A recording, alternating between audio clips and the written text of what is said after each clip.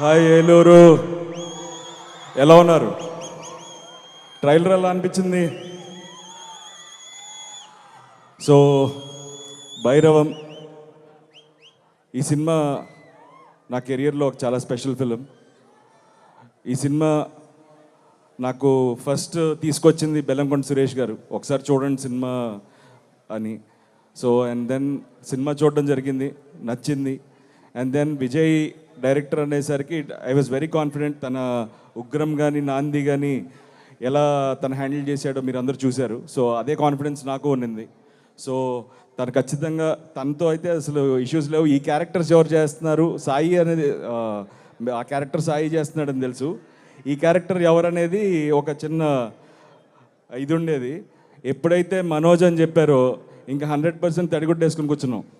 ఖచ్చితంగా ఆ క్యారెక్టర్ తను చేసే డెఫినెట్గా న్యాయం చేయగలుగుతాడని నమ్మాం. So it was a special journey.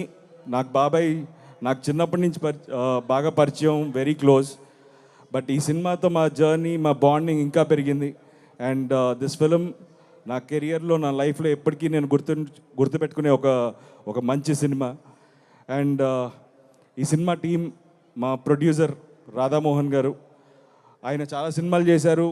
ఆయన ఒక సినిమాని నమ్మితే ఆ సినిమాని ఎలా బ్యాక్ చేస్తారో మీరు ముందు చూసుంటారు. ఈ సినిమా కూడా అలాగే చేశారు.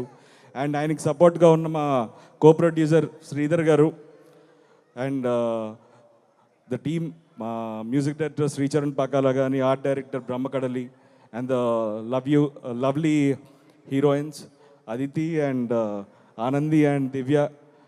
It was wonderful working. And ఈ సినిమా మీ అందరికీ నచ్చుతుందని మనస్ఫూర్తిగా కోరుకుంటున్నాను. మే 30వ తారీఖున ఈ సినిమాని మీరు అందరూ తప్పకుండా థియేటర్స్లో చూసి మమ్మల్ని ఆశీర్వదిస్తారని కోరుకుంటున్నాను.